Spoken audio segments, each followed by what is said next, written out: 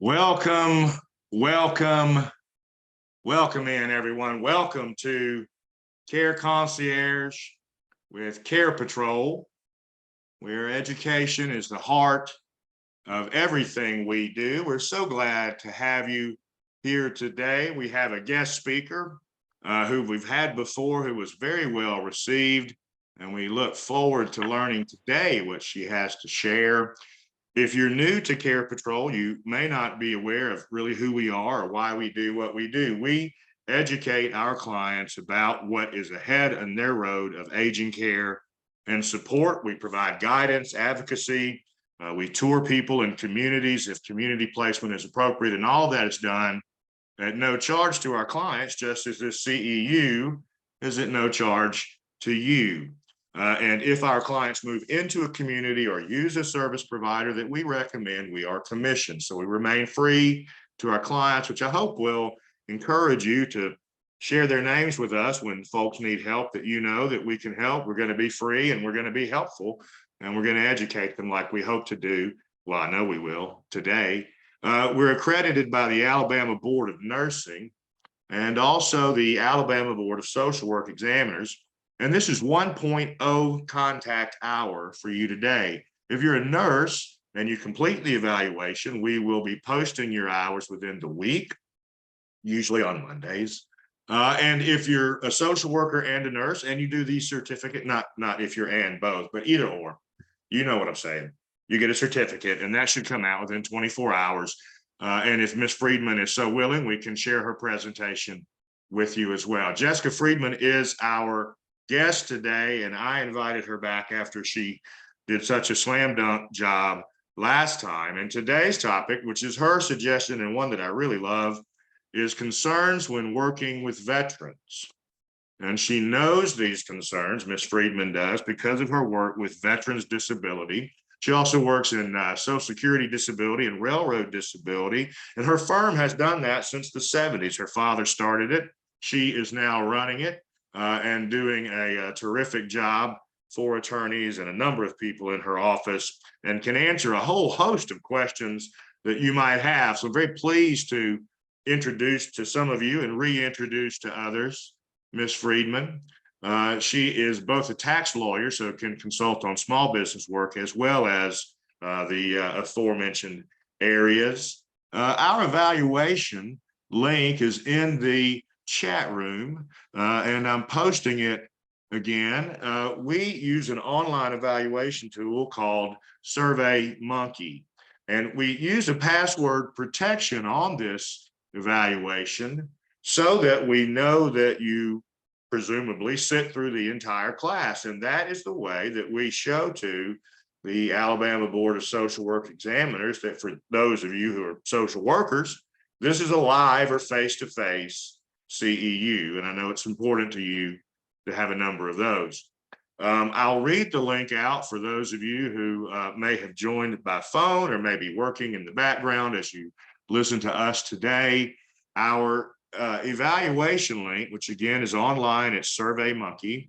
The link itself, I'll read it now, is https://www.surveymonkey.com/lowercase r/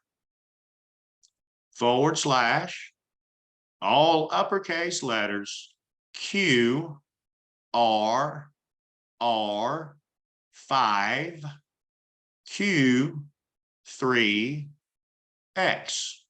And we will give out the password at the end today. If you aren't viewing the chat room, if you're new to Zoom, move your cursor to the top of your screen or the bottom. A black band will pop up, and on that will be the word chat.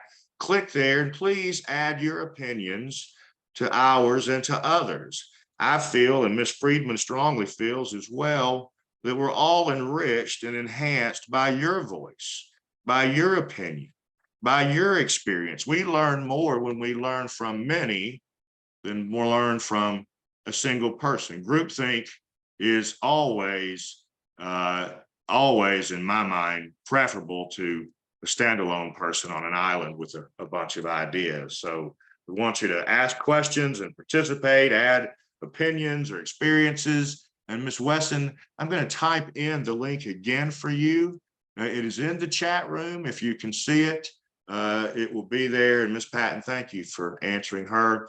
And so now I'm going to let a few more people in and then introduce Jessica Friedman. And I'm so delighted that she's agreed to speak with us again today. Y'all are in for a treat. Jessica?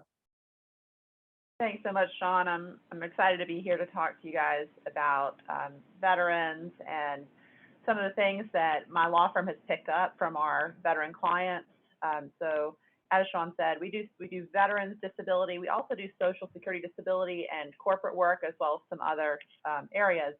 But it's our clients in those three areas, VA, social security, also railroad, and our corporate work, where we have noticed certain characteristics and certain things that we like to work, we like to look out for, excuse me, when we're working with that clientele. So this presentation is really only going to work if you join in, because I'm going to play two videos from two of our veteran clients, and they're going to be talking about their time during service and their return back to society after service. And I want you guys to think about the interactions that you've had with veterans, whether it's yourself, your friends, your family, your clients, and tell me what you pick up from your interactions that you've had, your experience. Also, tell me what you see in this video.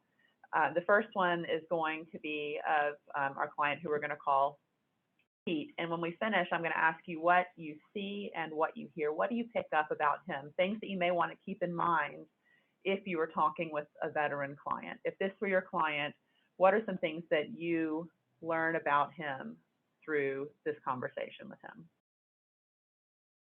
Let me play.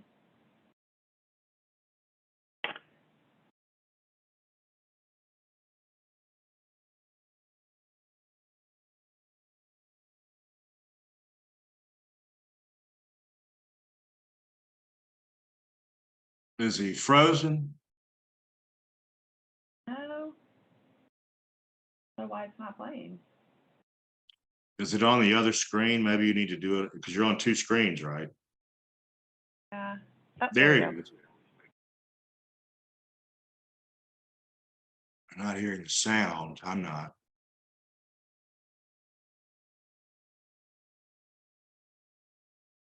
You're not hearing the sound? No. I don't know if others are. Ms. Dean says she doesn't have audio. No one has sound either. Okay, let's try this again then. I'll try to play it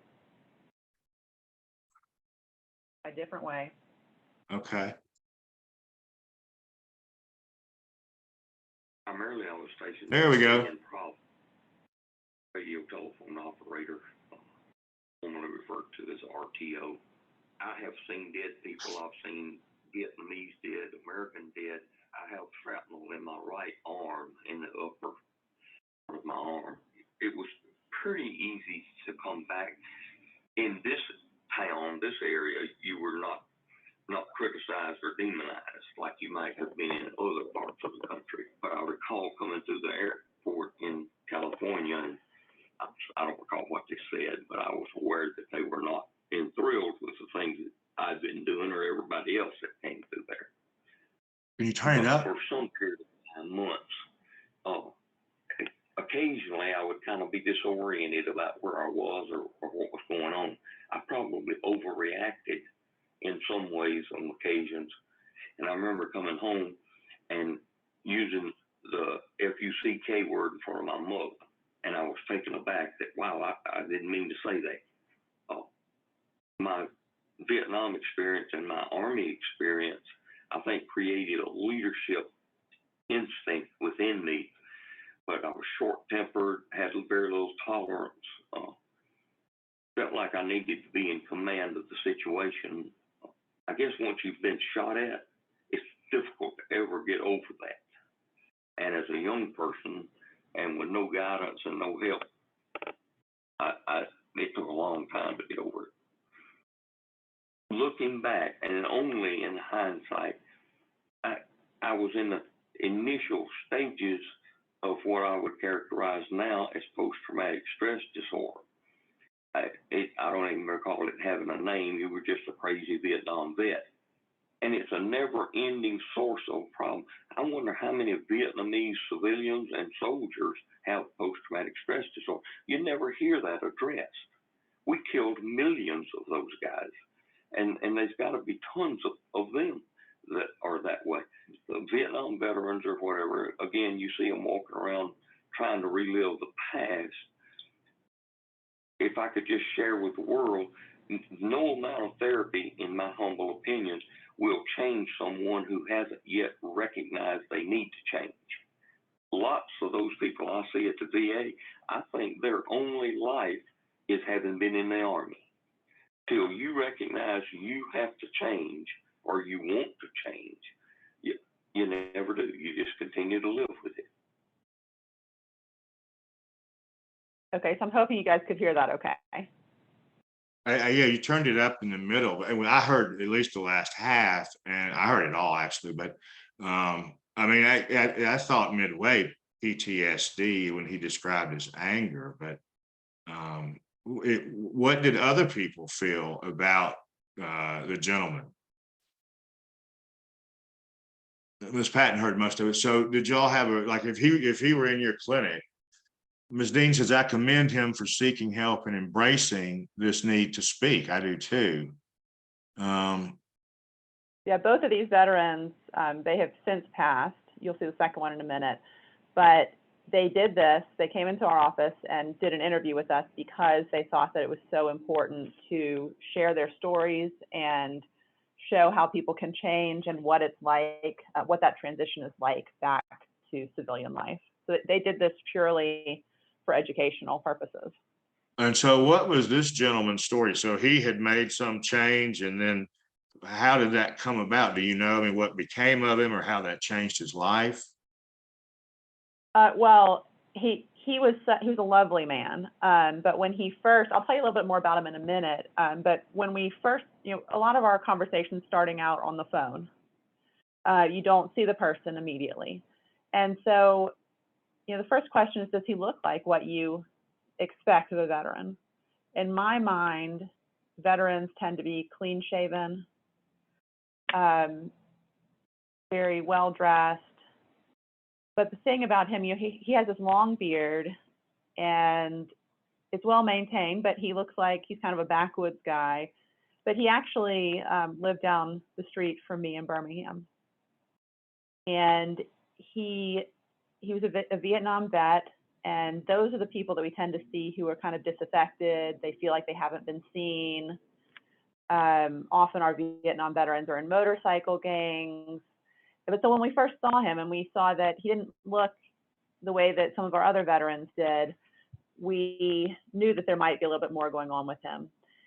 And so I'm going to stop for a second. I'm going to ask again, what did you see in here that was interesting to you, that you think you might want to keep in mind if someone were to come in and talk to you?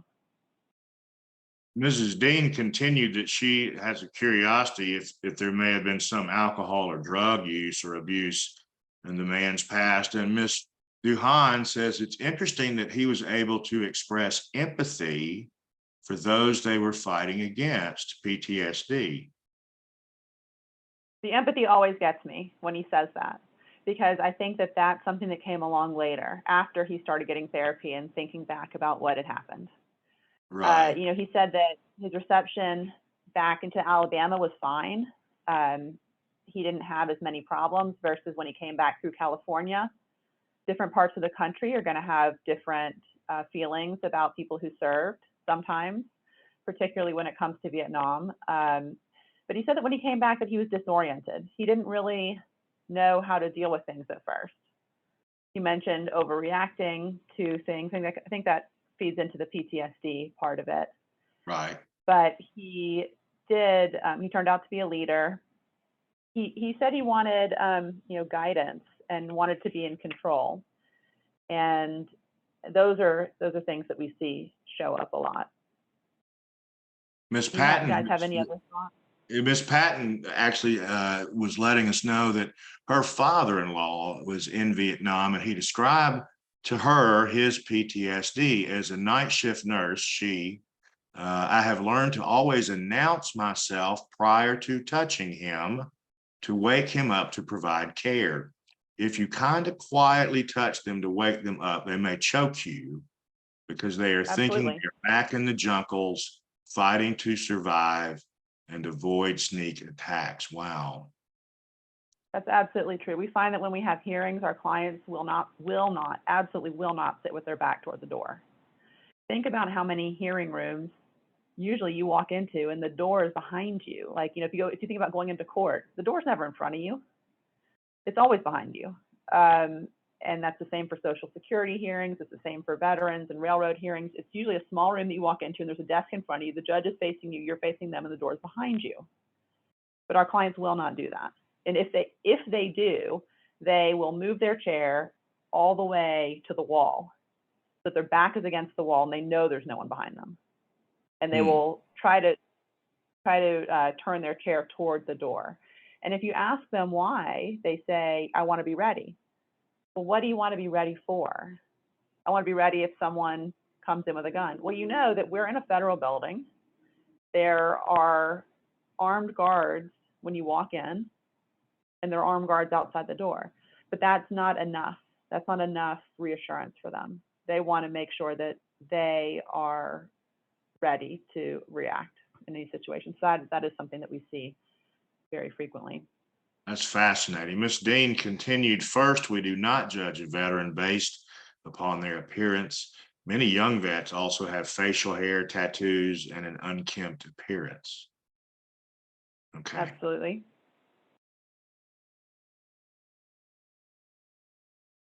I was just sort of impressed with his story. I mean, it is powerful when you think about how many people were impacted and still that he has empathy for them. Miss Finley says, my husband is the same. How he was in Vietnam and will not sit with his back to a door, always hyper alert, and you don't wake him suddenly. Right.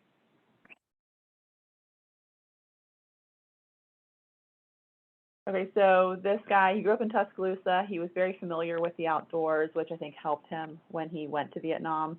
He worked with animals, but he said that he always told us that a lot of the people that he served with were jittery being out in the jungle. They were not comfortable with it. But because of his upbringing, he didn't have as hard of a time being in Vietnam, and that's what he told us. So here's another one of our veterans.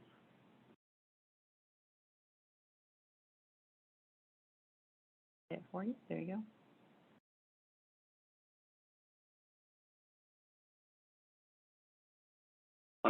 Delivered mail, picked it up, and distributed, just on the base in Germany. The military programs you to rules and regulations, and you don't just have that out of your head when you step out of the military like that. They didn't really understand where I was coming from, because it was just totally different for me adjusting back to civilian life after coming out of the military. I did become homeless myself, but I didn't stay out there like that. And I saw where is it that was a lot of vets that was homeless, and they never did make it back from there. It was kind of an embarrassing situation to be like that. And I know how it is when I see other people's out there on the streets like that, especially a homeless vet. We don't know what they're going through until we ask them what they're going through. And I just couldn't afford to stay out there. I knew I had a family. I had to figure some kind of way. I don't think I had any difficulties doing my work. It was basically the issue was where is it that communicating. You know, they felt like they didn't want to communicate with a vet because they felt like, and I know for a fact that they felt like vets was problems. It was hard. They didn't want to hire a veteran, period. And I experienced that. And I experienced it in a number of places. You know, they should have did everything that they possibly could within their means after serving my country. That they should have said, "Hey, this door is open for you," and guide me through the right door in order for me to accomplish and achieve the things that I needed to achieve in life. I came to grip with it where is it that I try to have to accept what is what and deal with certain things. There's things that I have to deal with and go on with on a daily basis. Where is it that there are things that I know for a fact that I have no control over, and the things that I have no control over, I try not to worry about them as much as I used to, because what can I do?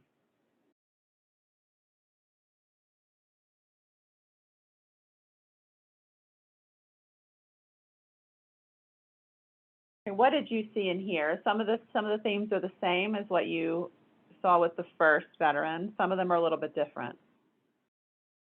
This, Well, so the first guy was in Vietnam. This guy was in Germany. He did not see any combat. Ms. Dean says the common thread is control and the lack of, and I would agree with that. But to me, it sort of materialized in that both of them sought and did not receive guidance. So they were welcomed into the service. They did their service, but then they weren't issued any sort of way or help in transitioning. Right. One of the things that strikes me every time I watch these videos is some of the pictures that were in each of the videos are the pictures that those veterans brought to us. They're pictures of them, and just how young they were. You know, we always, people go into the service often when they're 18, but what does it mean to be 18? You know, when I was 18, I was a different person than I am now. I was leaving, you were leaving your house where you had rules and you were living under someone else's roof and had to do what they asked you to do. And then I went to college and got to do what I wanted to do. But these people, for another 4 years, were put back into a very rigid system where they were told what to do. And what do you do if you're 22 and then you're just kind of plopped back out into the world, and the only people you know are the people that were in service with you, who are now scattered all over the country, and you don't really know where to go to get a job because all you've done so far up until the first 22 years of your life is live within someone else's system. So absolutely. Right, and those are the formative years, and I think one of the things I've read is that the thinking now is that people don't really fully mentally and emotionally mature until age 26, and so you add that aspect that these are really children, quite frankly, who are in these very traumatic experiences, and to think about that being their formative, what forms them is really shaking. There's a lot of comments here. Lack of resources, guidance for vets returning home is a common theme. Miss Patton says she never knew people would discriminate against veterans for hiring purposes. I always assumed people wanted to hire vets due to them being responsible, etc. And that was also new to me, Miss Patton. I had not considered that. And you think of that particular gentleman who is a Black male and veteran. I mean, that's an even bleaker road, it would seem to me. Miss Dean says it was different every time. Our country did not believe our troops belonged in the war. Clearly spoken by someone who lived there. Miss Easterling says, as a military spouse and mental health counselor, it still happens today. That's sobering. Miss Easterling says, I believe one of the points they are addressing is the barriers they have to overcome because of how society views veterans. Right, I agree. And so when I come in contact with them, some of them have been able to have successful careers and some of them haven't. And you think, why didn't they have a successful career after the service? Is it because of something that happened in the service and they just weren't ever able to function within society, or is it because there was some other barrier, like they could have worked, but there were misconceptions about their abilities or what kind of people they were? Right, like that one gentleman who said he had actually been homeless in his life. And that was something that we did not know. We knew him for a long time.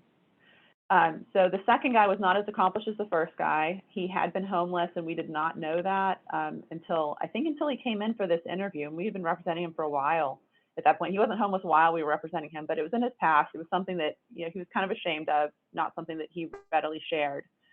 And he had his wife and kids were with him when he was homeless, but he found a way. He knew that he had to. And so the first guy married a woman whose father worked at Alabama Power, got him a job at Alabama Power, and he ended up overseeing, I think, hundreds of people. The second guy always had trouble working.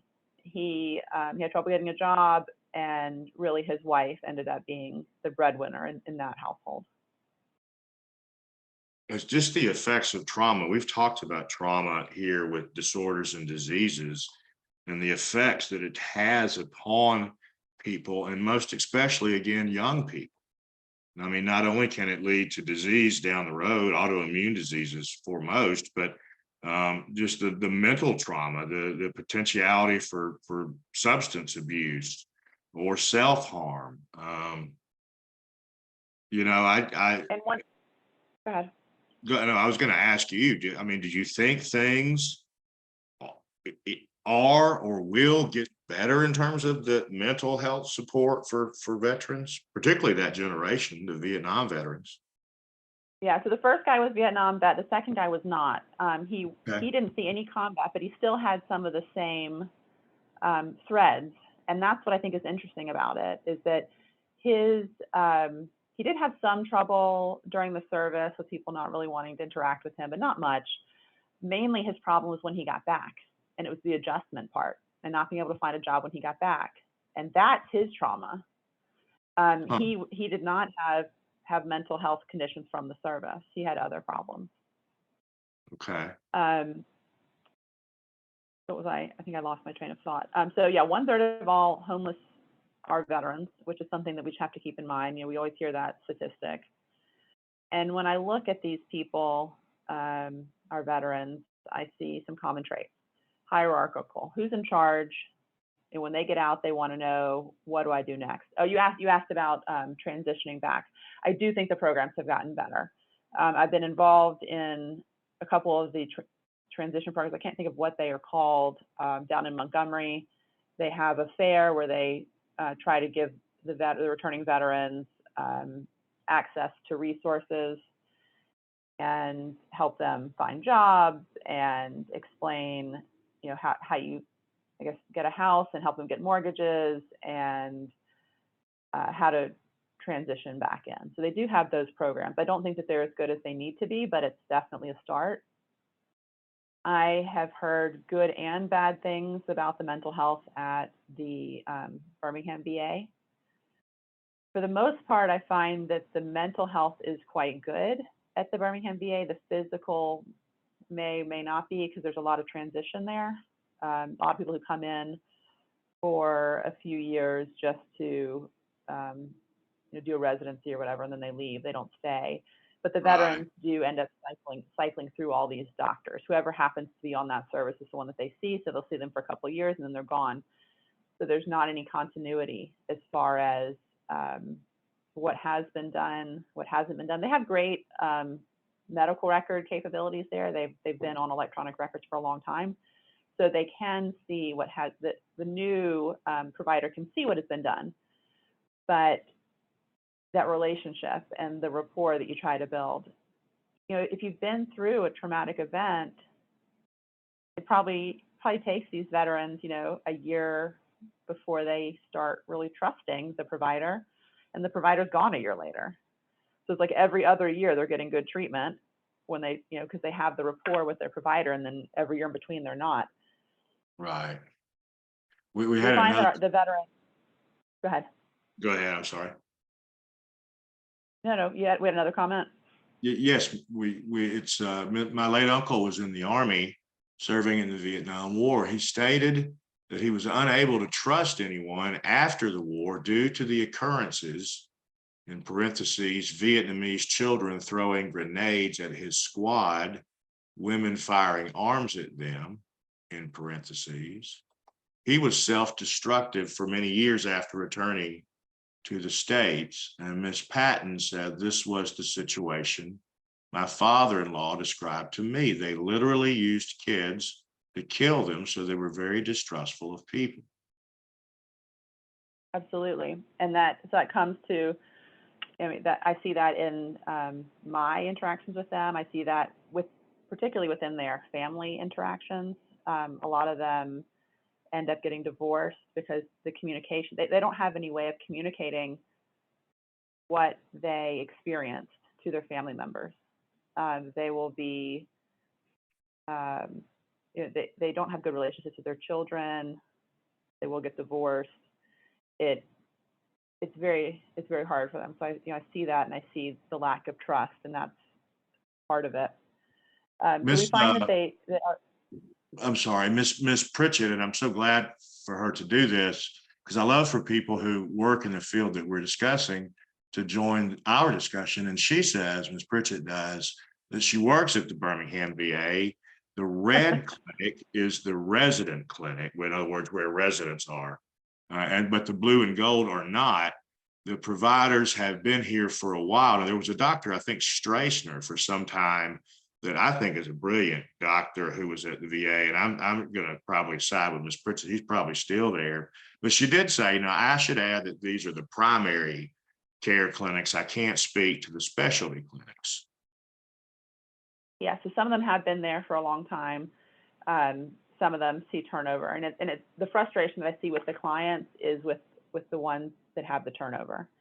And Right. so I do spend a good amount of time. So a lot of the veterans that I work with, their primary concern is mental health.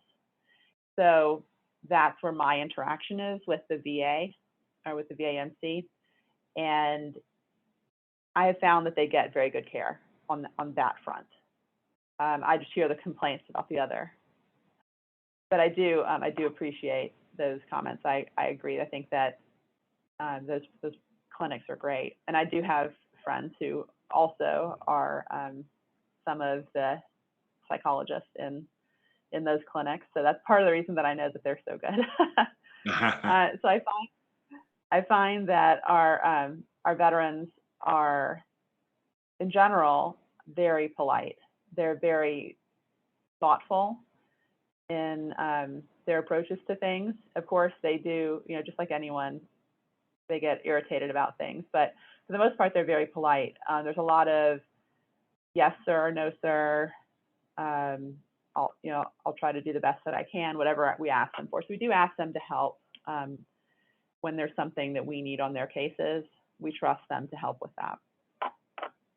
And do you think that might speak to the second gentleman, and I believe his name was Randy, who was saying that, they set up this very rigid structure and you tell you what to do and what to say and how to live. And again, this is a formative time for someone who's 18. Maybe is that something else they take into society that may even be in some weird way a barrier or a marker, you know what I mean, that identifies them as a veteran? Does that make sense? You mean the politeness? The politeness, correct. Yeah, it's unusual. It definitely stands out. So we've had a lot of veterans who worked here at our law firm, and they're so bright, but they also tend to be very formal, particularly at first. And that is something that if you don't understand where they're coming from or why, I mean, so in a southern place, like Alabama, it may not be as strange, but everyone here in the office calls me by my first name, but only the veterans call me Ms. Friedman. And I always have to tell them, you can't keep calling me Ms. Friedman. That's not going to work long term. I'll respond to it, but I really want to get to know you a little bit better than that.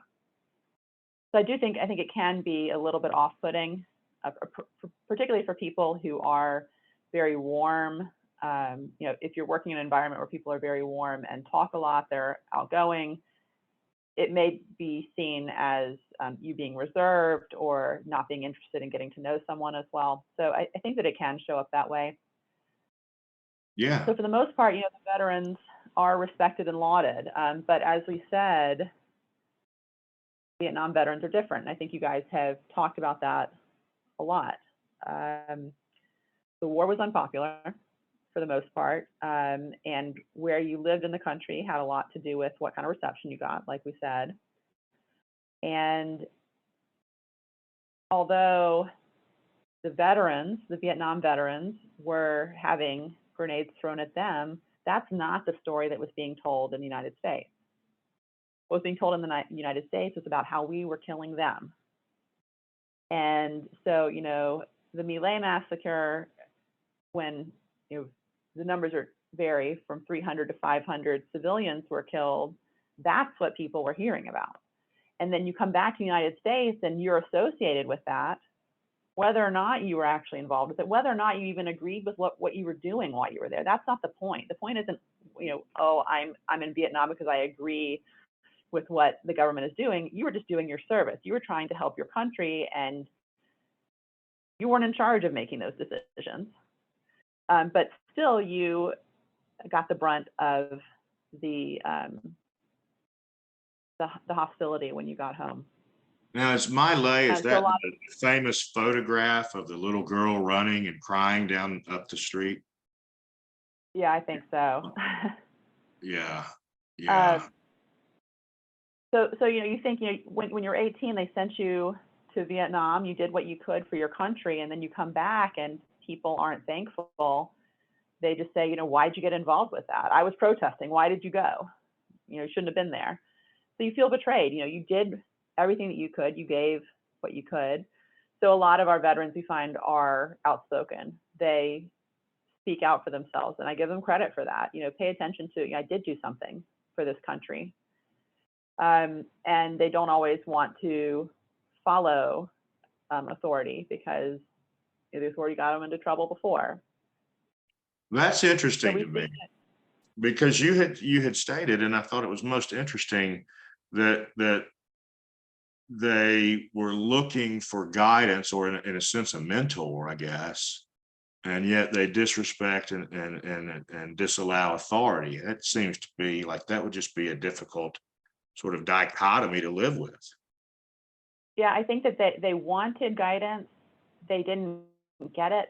So then they thought, well, why am I trying to respect authority when it got me into trouble and no one helped me when I got back and it put me in this situation? So it's more kind of now when we see them, they're out of the service. They didn't get the guidance that they were seeking. And now they're trying to figure out what to do next. Maybe I shouldn't just do what I'm told all the time. Maybe I just need to question what I'm being told. So that's the transition that we see in them, is that they go from having, by the time I was out of college, I was questioning everything, right?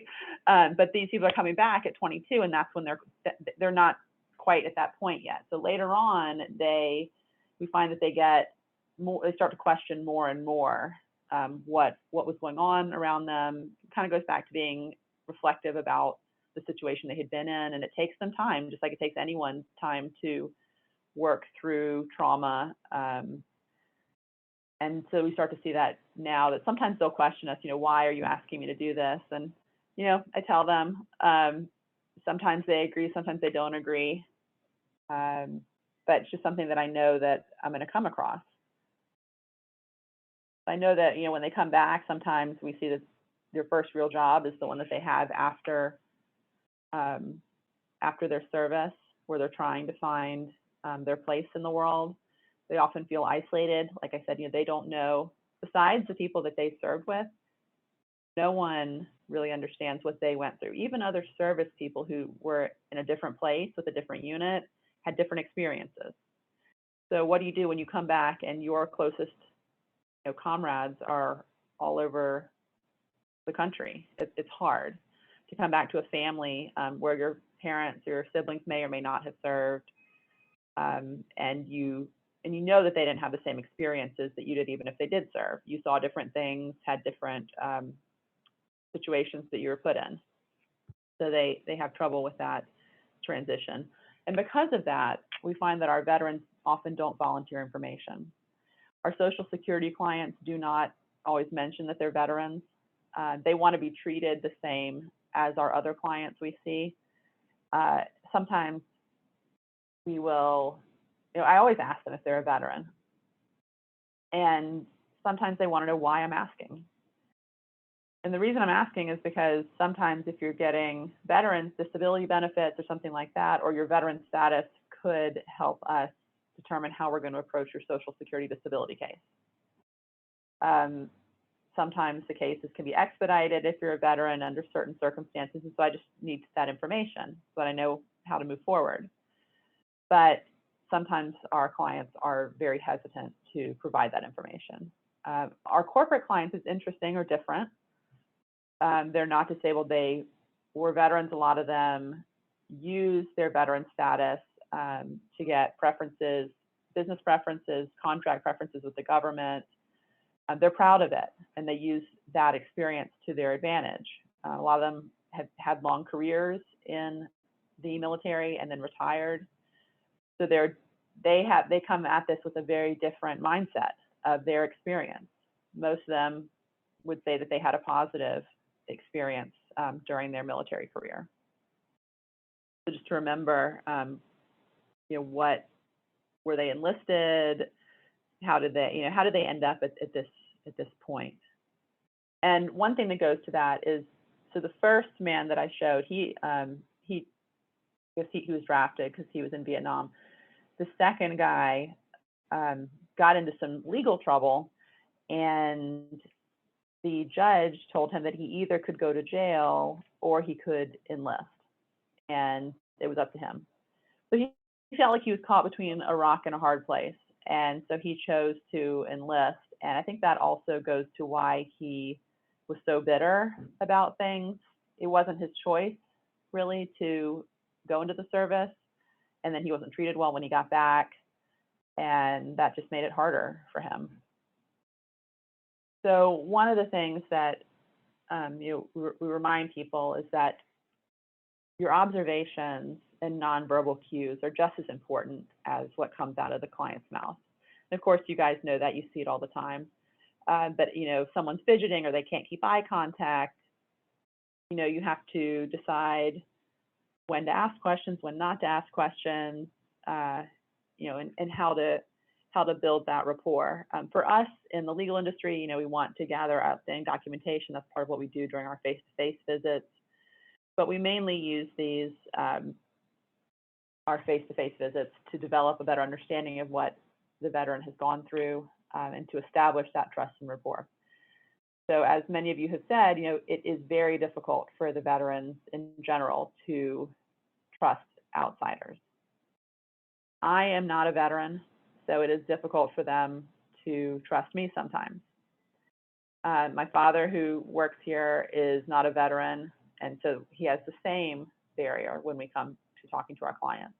But what's interesting is that my dad was, had he been drafted, he is of the Vietnam age group. I had just started, I was 2 weeks into college when 9/11 happened. So my peers were the ones who went to Afghanistan and Iraq. And so those are two of the big age groups that we see a lot of trouble with, like people who are coming back and having trouble integrating into society. So at least, although we were not veterans, we know that we don't understand that. We do understand what was going on in the world at the time and understand what reception they had when they left, and what reception they had when they came back. And we're able to connect with them on that basis. I have a couple of comments. Ms. Dean agreed to your earlier point. My father, she says, was a pilot in the Navy serving in Vietnam. He refused to share his experience. Ironically, he had a very successful career in the Navy and as a government contractor. Ms. Bishop says there is a difference between WW2 veterans and Vietnam. Please watch facial expressions and body reactions. Great point for building trust and rapport.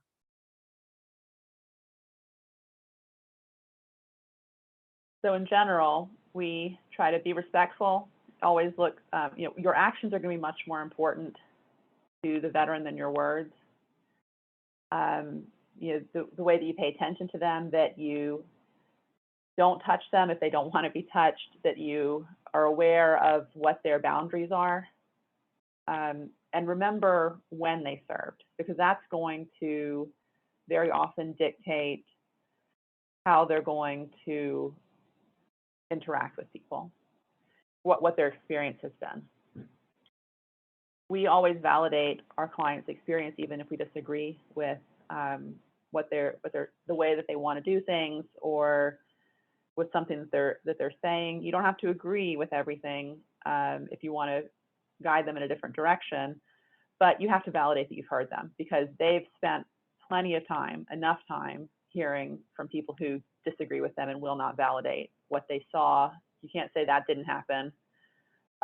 You don't know, you weren't there. Who knows what happened? But you have to validate them if you're going to ever build trust. Mm-hmm. Well, to Ms. Also, Bishop's point, and you had just made the point earlier, so what are the differences between eras? The World War II vets are basically no more, as Korea is also basically no more. But there's Vietnam and Afghanistan. So do you see differences? I know there are, but yeah, what are I the, do. how do you So relate to those populations? My Vietnam veterans are very, very distrustful. They worry that I'm going to judge them based off of what they did. My Afghanistan veterans, those are the ones that I see being fawned over a lot. My Iraq veterans, thank you for your service, constant. And yes, saying thank you for your service is meaningful, but it also separates them from the people around them, because you're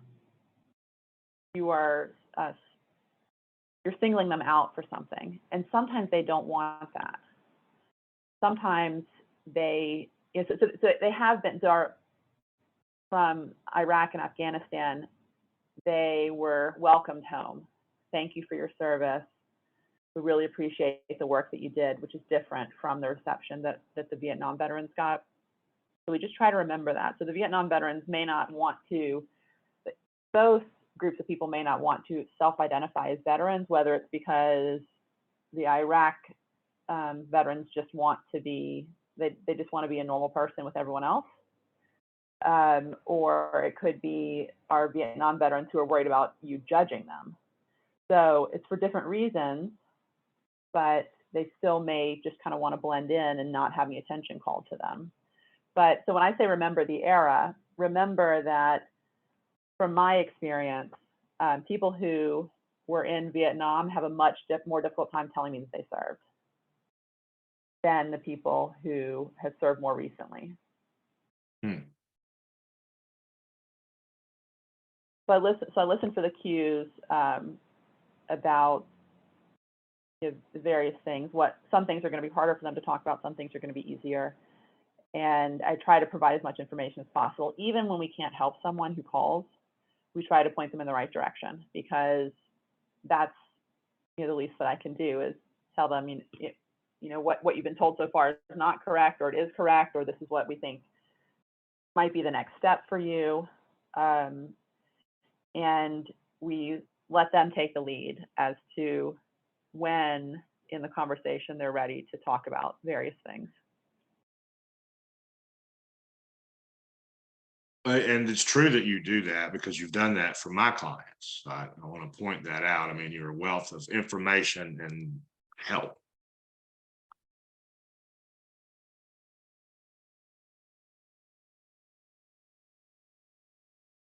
there anything else that I can answer for you guys? Anything that you've noticed with your veterans? I know a lot of you have shared, and I appreciate that. Is there anything else that's lingering that you wanted to ask about or tell us?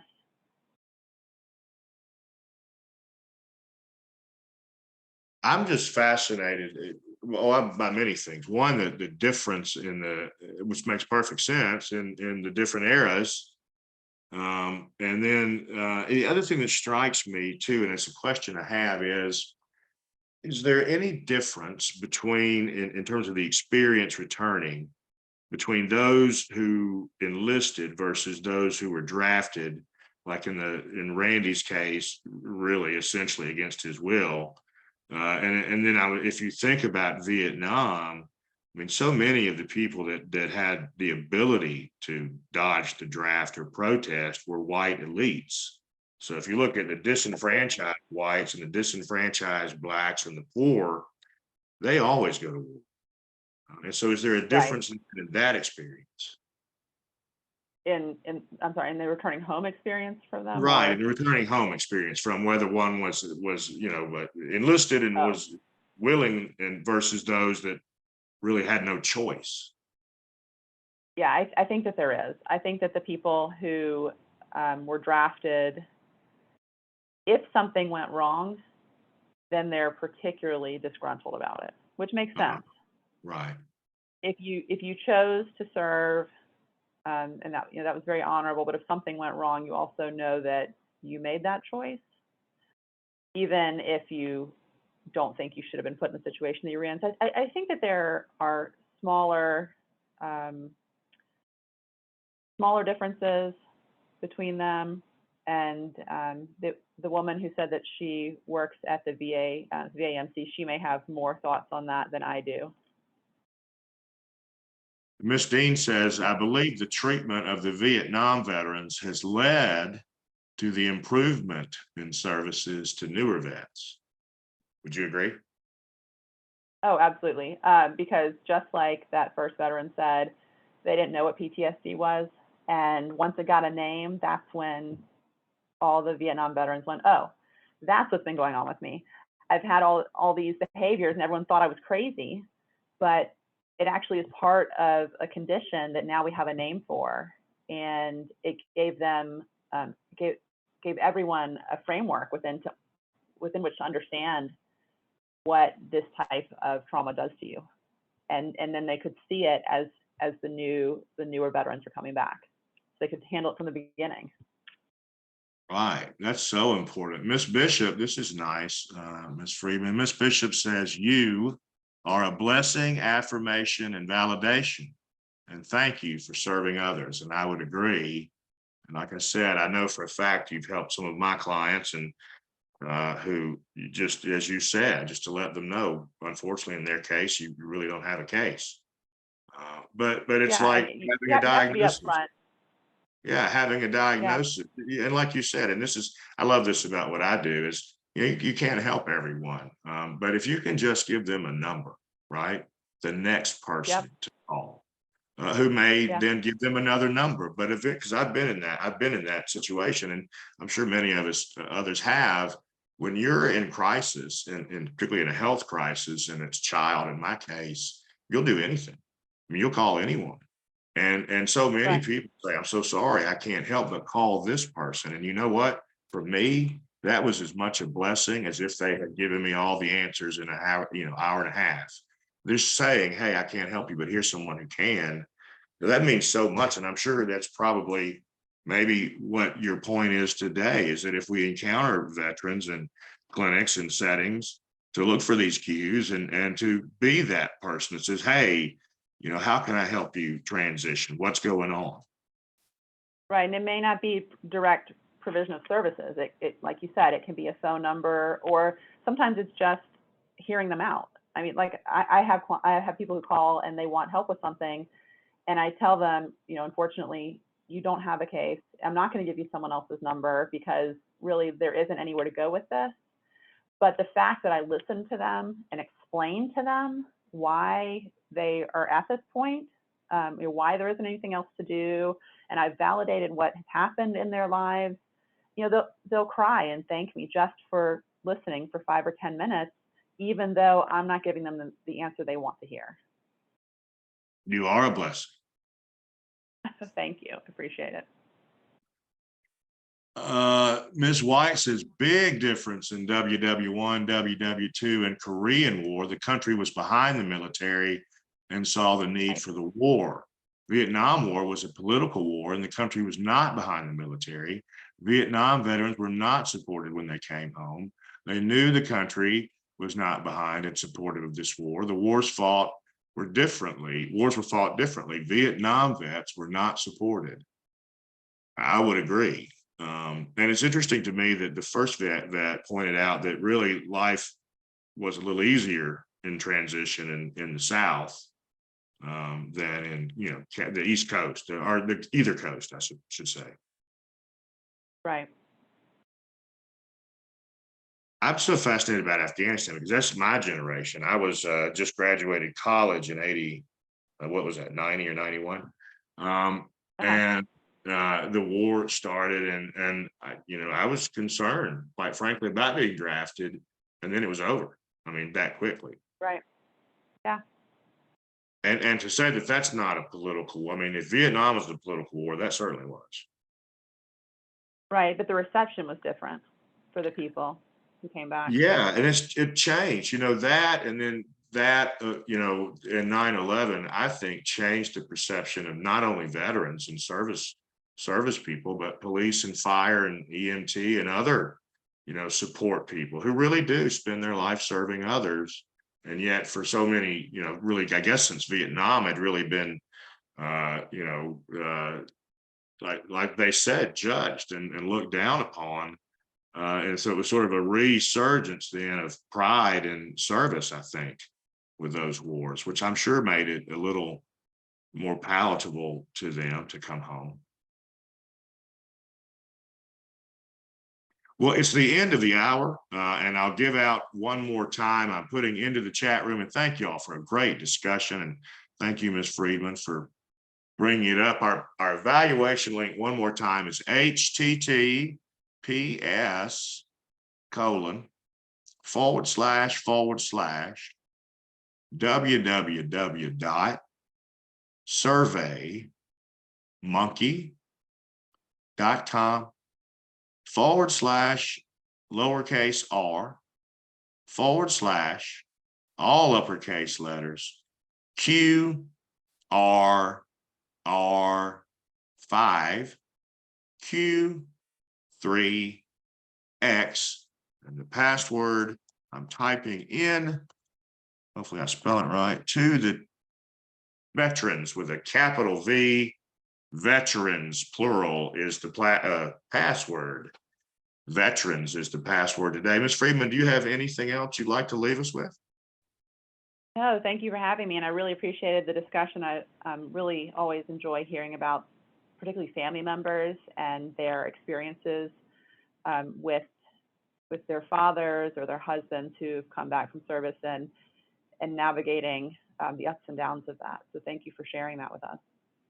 Absolutely. Thank you for being here. It was delightful again. I'm so appreciative to you for sharing your knowledge with our audience and with me, and look forward, I hope, to encouraging you to join us again with other great topics. I hope everyone has a great weekend. Some of you may be off on Monday. It's June 19th, Juneteenth celebration. This has been happening for 157 years in America. And so many of you may take off, and rightly so. But if you're around and you want to join us, we're doing a Dr. Jason Newell from the University of Montevallo staff, teaching staff, is providing a self-help, self-care seminar for those of us, or you, working in mental health. So join us then. Thank you again, Ms. Friedman, for everything. I hope everyone has a great weekend. If you're off Monday, have a great day.